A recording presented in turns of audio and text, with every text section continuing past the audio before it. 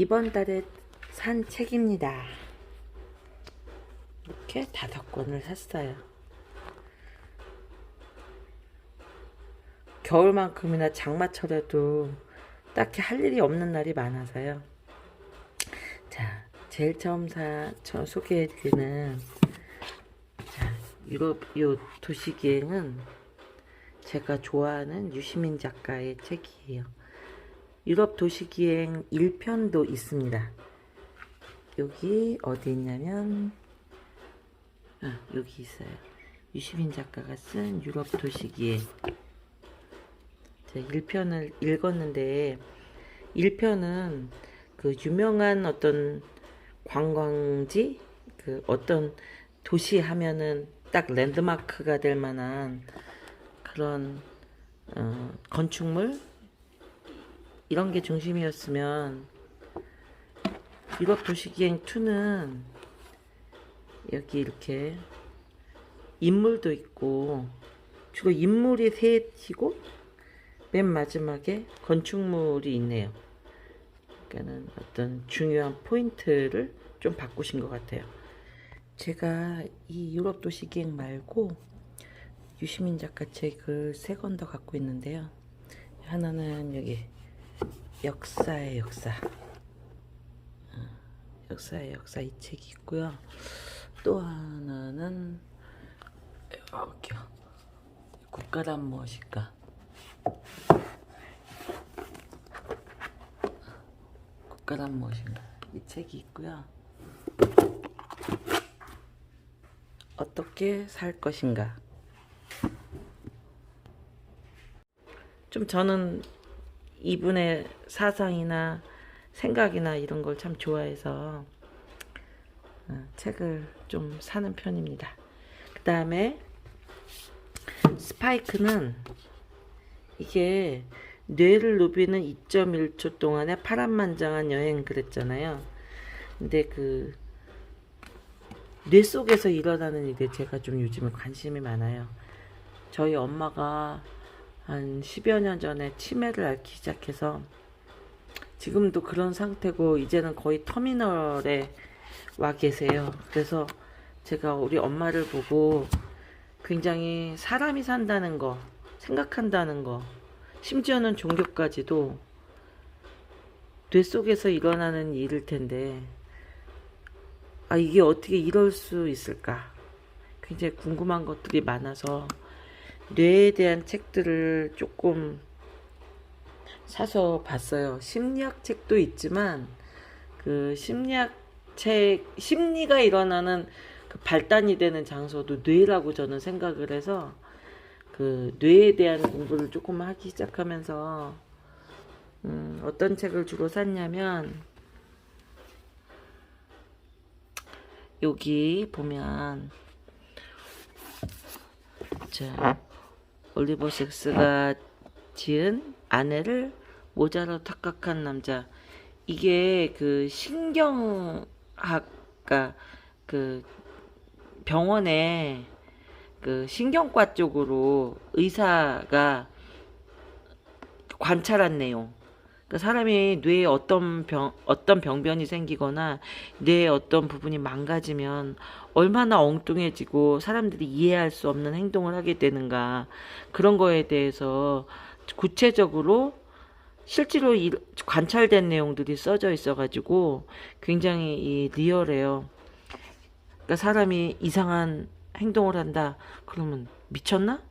이렇게 얘기하지 말고 저 사람한테 무슨 문제가 있나 보다. 이렇게 생각을 해야 될 것 같거든요. 그래서 아내를 모자로 착각한 남자 이것도 재미있게 읽었고요. 또 뭐가 있냐면 여기 이거는 정재승 씨가 쓴 건데 그 카이스트의 그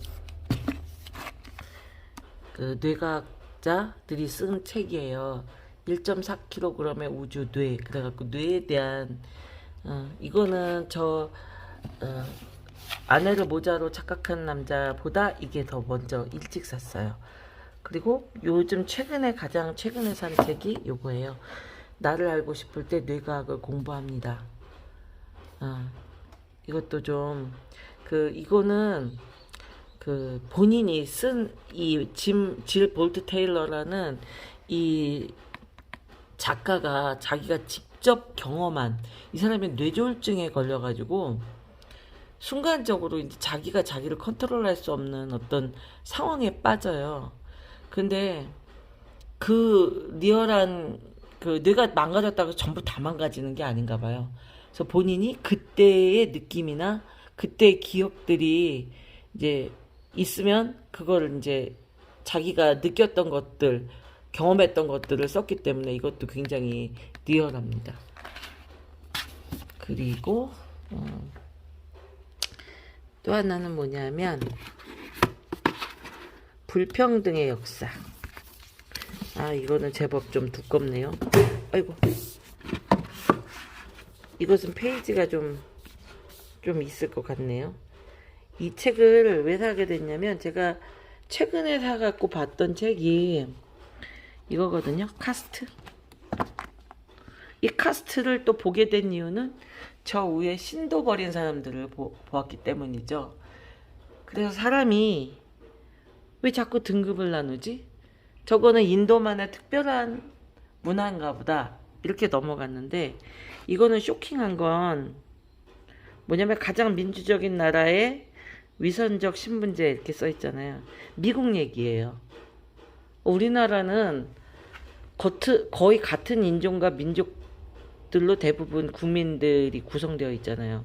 그러니까 우리는 그렇게 절절하게 느끼지 잘 못해요. 근데 미국은 온갖 인종과 민족들이 막 뒤섞여 있는 나라잖아요. 그런 화합을 나는 미국의 경쟁력이고 미국의 가장 좋은 점이라고 생각을 했는데, 이것을 쓴 사람이 느낀 거는 전혀 아니더라고요. 그러니까는 아직까지도 그 옛날 링컨 대통령 이전에 있었던 그런 신분제의 사고방식이 미국 사람 머릿속에 아직도 가득합니다. 그래서 오바마가 대통령이 되고 나서 오히려 백인들한테 위기의식이 느껴지면서 백인들끼리 똘똘 뭉치는 어떤 그런 자극원이 됐고요. 이 유색인종과 백인을 굉장히 구분하는 그런 항상 백인들은 유색인종이 자기들보다 낮은 카스트라고 생각하는 그 사고방식을 머릿속에 가지고 있고, 또 웃기는 건 흑인들 중에도, 유색인들 중에도 얼마나 백인에 가까운 혈통을 갖고 있느냐, 그걸로 또 나눕니다. 그러니까 저는 이걸 읽고서 무슨 생각을 했냐면, 사람은 평등하기를 원치 않는가 보다. 어디까지나 평등을 주장할 때는 내가 낮은 카스트라고 생각했을 때, 내가 뭔가 불이익을 받고 있는 위치에 있다고 생각했을 때는 평등을 주장하지만, 내가 그런 게 아니라 그 반대편에 서 있을 때, 높은 카스트, 우월한 카스트에 있다고 생각할 때는 평등한 걸 원치 않나 보다. 솔직한 말로 그런 생각이 좀 들었어요. 그래서 제 생각이 맞는가 확인할 겸 좀 더 깊이 공부하고 싶어서 불평등의 역사라는 책을, 언제부터 사람은 불평등의 역사를 가지고 있나, 언제부터 불평등한 사회를 만들어가기 시작했나, 그래서 불평등의 역사를 이제 사게 됐고요. 또 하나는 뭐냐면, 저도 책을 읽다 보면 어느 한쪽이 자꾸 편중이 돼요. 그래서 이 제목만 갖고 이 책을 샀어요. 이 책은 글쎄요, 내용은 정확하게 모르겠어요. 근데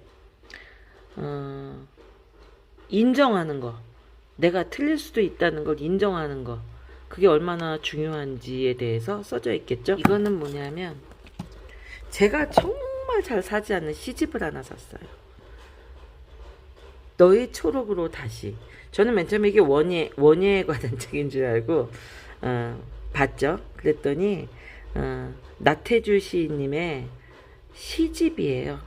근데 제가 어떻게 보면은 팩트를 다루는 그런 책들을 좀 좋아하고 정확한 데이터가 있는 걸 좋아하고 그래서 굉장히 감성적으로 좀 떨어지는 편이라 문학 소설이나 시집은 특히 거의 제 돈 주고 산 일이 없어요.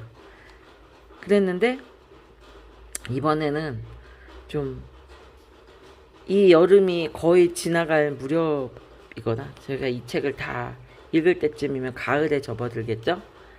아니면 이런 책을 읽다가 너무 피곤했을 때, 너무 이성적인 이야기에 너무 머리가 지칠 때, 그때 한 번씩 휴식으로라도 한번 읽어보고 싶어서 제 돈 주고 직접 산 유일한 시집입니다.